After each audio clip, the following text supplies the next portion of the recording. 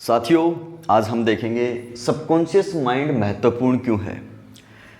हमारे शरीर के अंदर जो ब्रेन पाया जाता है, उस ब्रेन को 3 भागों में बांटा गया है जो हमारे लिए किस तरीके से इम्पोर्टेंट है और कौन सा माइंड अपने लिए इम्पोर्टेंट है उसको आज हम समझेंगे। तो हमारे जो मस्तिष्क में जो ब्रेन के अंदर जो ब्रेन पाया जाता है उसको हम 3 भागों में बांटते हैं, क्योंकि ये 3 भाग हैं जिनकी अगर हमें समझ होती है तो हम पता लगा सकते हैं कि किस तरीके से सबकॉन्शियस माइंड है वो हमारे इम्पोर्टेंट है और वो क्या काम करता है, और तीनों माइंड अलग अलग क्या काम करते हैं।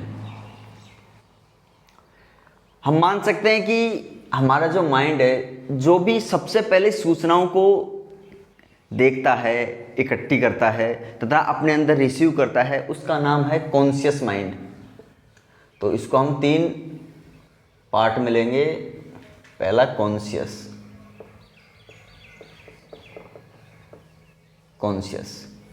अब देखो इस कॉन्शियस और सेकंड वाला हो गया सबकॉन्शियस।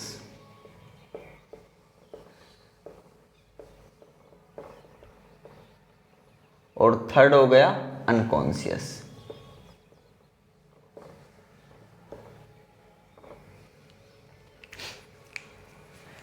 जो ये कॉन्शियस माइंड होता है इसको हम बोलते हैं सचेत, जो सचेतन अवस्था में काम करता है। जैसे मैं टीचिंग करा रहा हूँ, आप वीडियो देख रहे हैं, हम जो भी सचेत अवस्था में एक्टिविटी करते हैं तो उससे जो अपना माइंड काम करता है वो होता है कॉन्शियस माइंड। इस कॉन्शियस के द्वारा क्या होता है, 5 सेंसेस के द्वारा सूचनाओं को, घटनाओं को अपने माइंड के अंदर इनपुट किया जाता है। और ये जो प्रोसेसिंग होती है कॉन्शियस माइंड की, ये 5 सेंसेस द्वारा ये लगातार क्या करता है, सूचनाओं को इनपुट करता रहता है। कॉन्शियस का यही काम है, किसी चीज को देख के, किसी चीज को सुन के, किसी चीज को टच करके, फीलिंग के द्वारा। अब क्या होता है, जो कॉन्शियस हमारा माइंड होता है ये सभी चीजों को क्या करता है, अपने अंदर लेता है। कुछ को क्या करता है, जनरलाइज कर देता है, कुछ को डिस्टोर्ट कर देता है, कुछ को डिलीट कर देता है। और जो चीजें अंदर जाती हैं वो फिर सबकॉन्शियस के अंदर जाती हैं।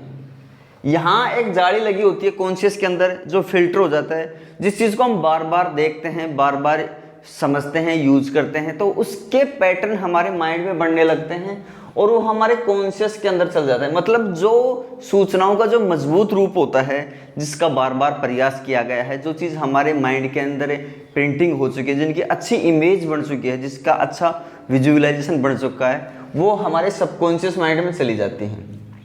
अब सबकॉन्शियस माइंड में क्या होता है, यह सचेतन माइंड होता है। इसके अंदर जो सूचनाएं कॉन्शियस माइंड से सबकॉन्शियस में गई हैं वो यहाँ पे रहती हैं। अब उसके बाद में क्या होता है, जो सूचनाएं हम लंबे समय बाद भी उनको कॉन्शियस में डालने के बाद दोबारा यूज नहीं करते हैं, वो पड़ी रहती हैं। धीरे धीरे वो कहाँ चल जाती हैं, यहाँ से कॉन्शियस से तो सबकॉन्शियस में आई। अब यहाँ पे फिल्टर लगा हुआ है सबकॉन्शियस में, सबकॉन्शियस से कहाँ पे जाएंगी, अनकॉन्शियस में। अच्छा, अनकॉन्शियस में कौन सी चीजें जाएंगी, जो हमें सिर्फ एक बार देखी हैं, उनको एक बार टच हुए हैं लेकिन उनको यूज नहीं किया। मतलब वो एक तरीके से अचेत अवस्था में है, जिनको हम रिकॉल भी नहीं कर सकते। अगर कोई व्यक्ति इस अनकॉन्शियस माइंड की चीज़ों को रिकॉल करना लग जाए तो उसकी मेमोरी बहुत पावरफुल हो सकती है। लेकिन आज हम समझेंगे कि सबकॉन्शियस माइंड, मतलब ये जो हमारा माइंड होता है सबकॉन्शियस, जिसको हम सचेतन बोलते हैं, ये महत्वपूर्ण क्यों है। कॉन्शियस को तो हम जानकर मतलब सचेत अवस्था में करते हैं, यहाँ अनकॉन्शियस में उन चीज़ों को वो हमारे लिए काम की होती हैं लेकिन उनको हम रिकॉल नहीं कर पाते, याद नहीं कर पाते। तो सबसे इंपॉर्टेंट अपने लिए कौन सा हुआ, सबकॉन्शियस। ये इंपॉर्टेंट क्यों है इसको समझते हैं।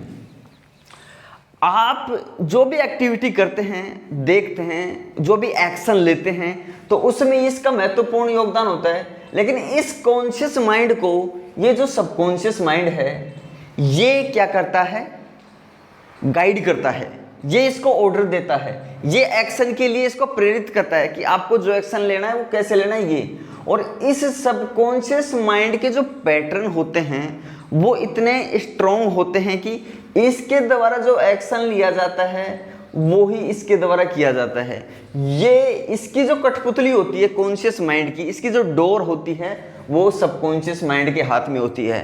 तो हम देखते हैं कि ये जो महत्वपूर्ण सबकॉन्शियस माइंड है, इसको अगर हमने समझ लिया, इस पे हमने काम कर लिया, और इसकी रीप्रोग्रामिंग कैसे होती है सबकॉन्शियस की, सचेतन मन की, अगर उसको समझ के उसको काम कर लिया तो हम उन चीज़ों के ऊपर अच्छे से काम कर सकते हैं जिनको हम चाहते हैं, अचीव करना चाहते हैं।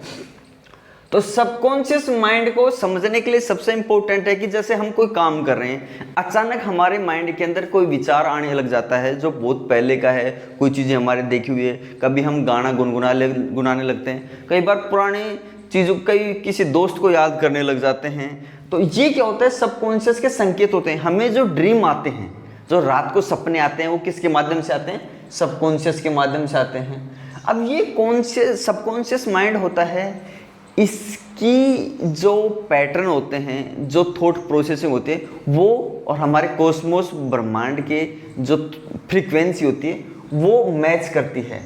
अगर इसमें जो चल रहा है ना सबकॉन्शियस में, वो चीज़ें हमारे पास आने की संभावना ज़्यादा होती है, क्योंकि इसकी जो फ्रीक्वेंसी निकलती है, इस माइंड की फ्रीक्वेंसी, वो कॉस्मोस मतलब ब्रह्मांड होता है, उससे क्या करती है, मैच करती है।